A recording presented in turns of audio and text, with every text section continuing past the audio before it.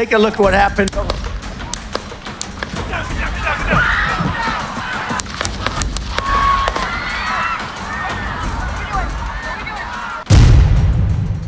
चौदह जुलाई 2024, Pennsylvania, America.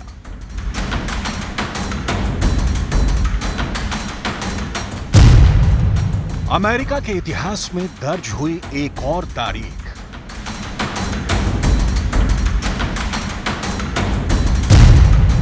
America के पूर्व राष्ट्रपति डोनाल्ड ट्रंप पर हमला। अमेरिका के खूनी इतिहास में एक और तारीख दर्ज हो गई। अभी ज्यादा दिन नहीं हुए जब अमेरिका अपनी आजादी की वर्षगांठ मना रहा था। Take a look at what happened.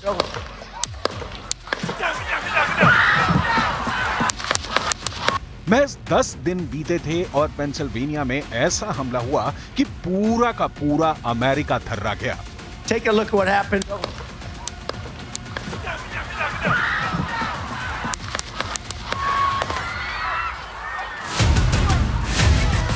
सारी की सारी सुरक्षा धरी की धरी रह गई। अमेरिका के पूर्व राष्ट्रपति पर एक के बाद एक कई गोलियां चलाई गईं। दुनिया की सबसे बेहतर सुरक्षा करने वाली एजेंसी मानी जाती है सीक्रेट सर्विस, और उसकी नाक के नीचे उसके सभी सुरक्षा घेरों को तोड़ते हुए एक 20 साल के शूटर ने अमेरिका के पूर्व राष्ट्रपति और रिपब्लिकन पार्टी के संभावित राष्ट्रपति उम्मीदवार डोनाल्ड ट्रंप पर ताबड़तोड़ गोलियां चला दी। Take a look at what happened.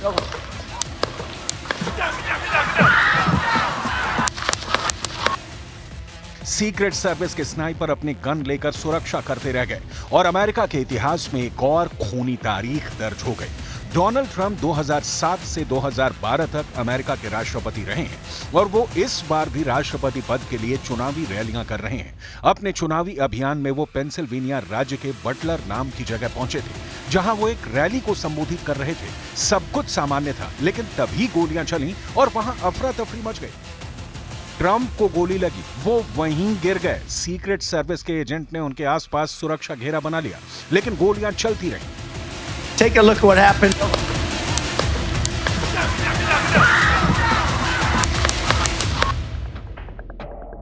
वहां मौजूद एसोसिएटेड प्रेस के फोटोग्राफर ने सब कुछ अपने लेंस के जरिए कैद किया है। सुनिए क्या हुआ था उस वक्त। So today I was photographing former President Trump at a campaign rally here in Butler, Pennsylvania. I was right in front of the stage, directly in front of the stage. It was a normal rally. I've done it hundreds of times, and over my left shoulder, I heard several pops, and I knew immediately it was gunfire. So I looked at the stage, and I saw the Secret Service agents rushing to President Trump. From that moment, I ran to the stage and I started photographing the agents on top of them. And then off to my right, I saw the Secret Service counter assault team arrive. And then I ran to the other side of the stage and they picked President Trump up. And then as he's walking down the ramp, he started fist bumping to the crowd and waving. And I did notice he had blood coming down his face, as you can see in the photos. The agents took him down the ramp and they put him into an SUV. And again, as he was getting into the SUV, he also started pumping his fists again.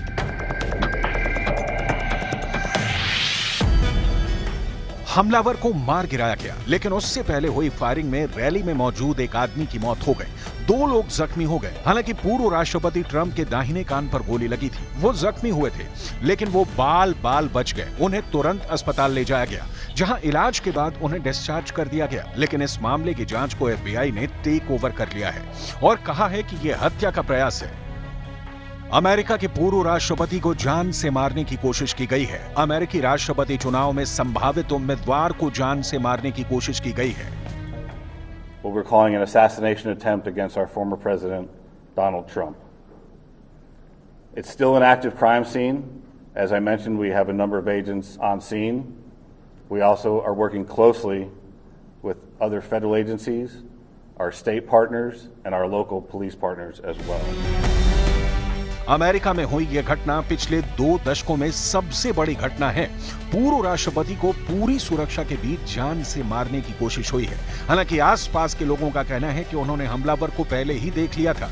वो एक building पर चढ़ रहा था और rifle के साथ रेंग रहा था। उनका दावा है कि वो पुलिस को सतर्क कर रहे थे, लेकिन जब तक पुलिस कुछ एक्शन लेती, हमला हो गया। We noticed a guy crawling,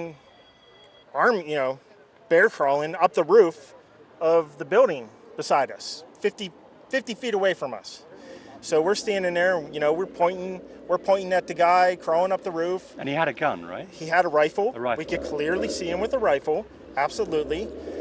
We're pointing at him. The police are down there running around on the ground. We're like, hey man, there's a guy on the roof with a rifle. And the police are like, huh, what? Like they didn't know what was going on. We're like, hey, right here on the roof, we can see him from right here. We see him.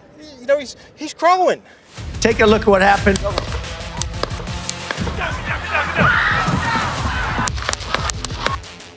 Donald Trump पर हमले के बाद Delaware में weekend पर अपने घर गए राष्ट्रपति जो बाइडेन ने तुरंत एयरफोर्स 1 से वॉशिंगटन डीसी निकलने का निर्णय लिया। वो व्हाइट हाउस पहुंचकर सुरक्षा पर बड़ी बैठक करने वाले हैं। जो बाइडेन ने इस दौरान ट्रंप से बात की, पेंसिल्वेनिया के गवर्नर और बटलर के मेयर से भी बात की। उन्होंने इस घटना की निंदा की। इस बीच में हमलावर की पहचान सामने आई। डोनाल्ड ट्रंप पर हमला करने वाला 20 साल का है। उसका नाम थॉमस मैथ्यू क्रुक है, जो पेंसिल्वेनिया के बेथिल पार्क का रहने वाला है। अमेरिका में सीक्रेट सर्विस अब सवालों के घेरे में है।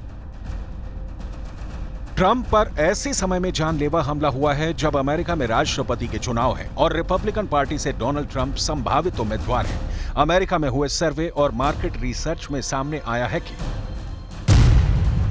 डोनाल्ड ट्रंप के राष्ट्रपति चुनाव जीतने की संभावनाएं 69% है, जबकि डेमोक्रेटिक उम्मीदवार के जीतने की संभावनाएं 31% है, जो संभवतः जो बाइडेन हो सकते हैं।